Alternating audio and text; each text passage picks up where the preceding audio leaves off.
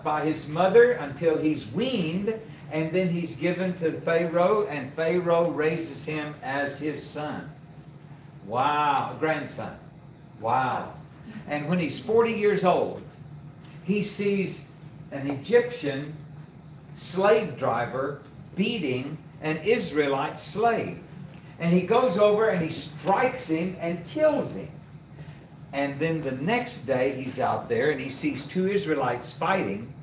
And these two Israelites, he says to them, "You guys shouldn't be fighting like..." And the one says, "What are you going to do to me? Kill me like you did the Egyptian yesterday?" Ah!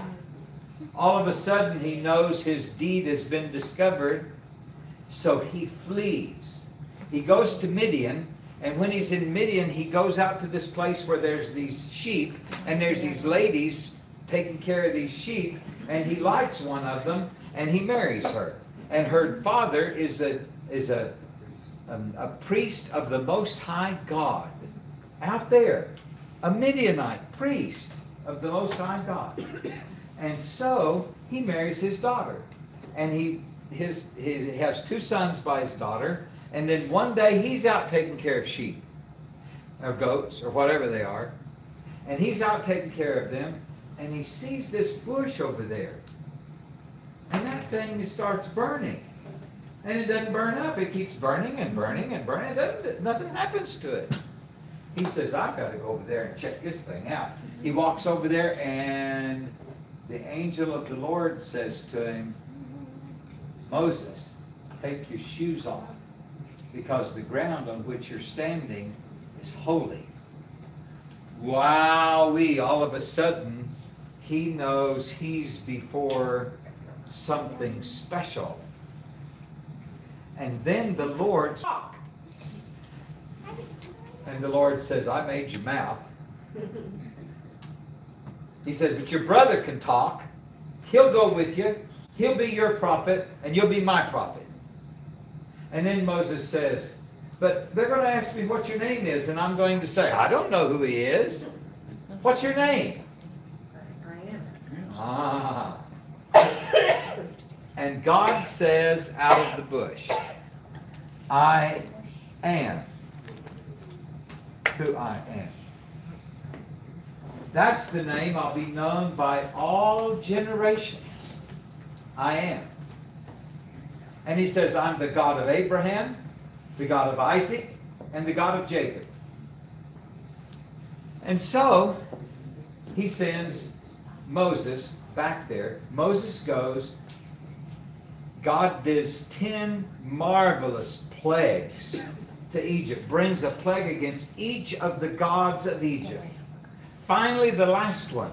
Death of the firstborn son of everybody in Egypt who doesn't have this blood sprinkled on their doorposts, on their house, and on the mantle. And everybody doesn't have that. The angel of the Lord comes through and slays the firstborn son of every human and every animal. And only the Israelites who have the blood on their doorpost and the blood on the top of their mantle escape. And their kids aren't getting... And the death goes right to Pharaoh's house.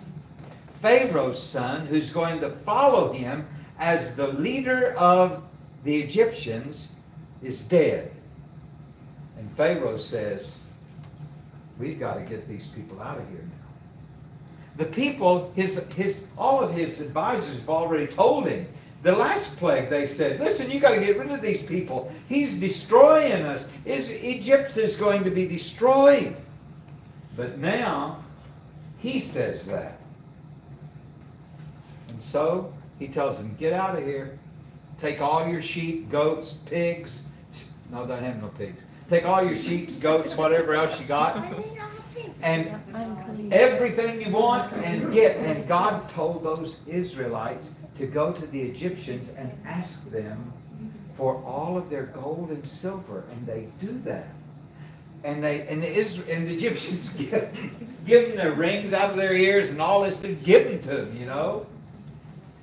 And a lot of the Egyptians go with them because they want to be with them.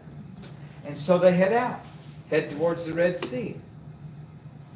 And as they head down towards the Red Sea, they get down into this, go through this pass where there's mountains on each side, big mountains on each side. They go through there, and they opens up into a great big valley that's right there on the Red Sea, and the sea is all in front of them. There's nothing but this valley, mountains behind them, and the sea. And guess who they can see coming behind them now? The Egyptians. Aha!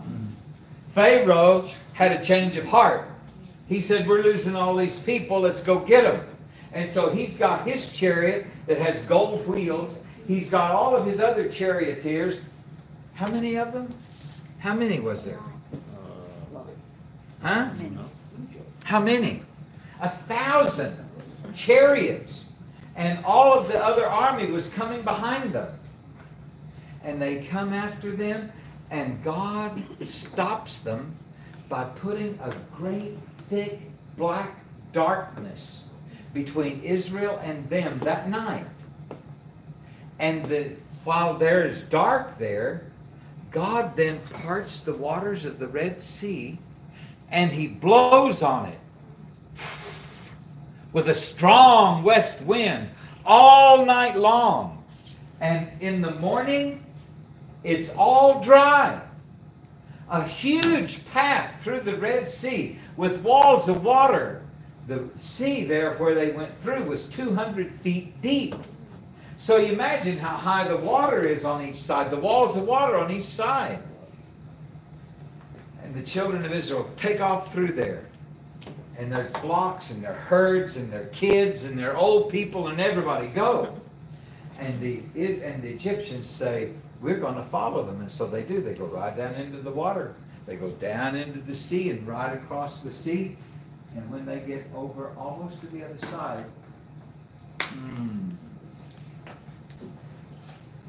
God says, that's it, folks. And that 200 feet of water comes crumbling down on all of them. And it says that Pharaoh and his whole army and all of the horses and everything all perished in the sea. All of them. So Pharaoh perished as well? Pharaoh was leading them. He perished. All of them perished in the sea. All of them. So, you don't find him buried. You know who's buried in his tomb? His son. There's one tomb. There was one of these huge pyramids that the body in it was just a boy. And who do you think that boy was? The son of that Pharaoh that they didn't have to put in the grave. So they put the boy in there. Isn't that something? Why can't they figure that stuff out? If they read the Bible, they'd know that. Yes, ma'am? Why did they put the boy in? I mean, was he like Mummified. They put him in a great coffin that's all covered up with gold, and it's in the museum in somewhere. I don't remember where. It's in the Egyptian museum. That's where it is. It's in Alexandria, Egypt, in the museum. Okay.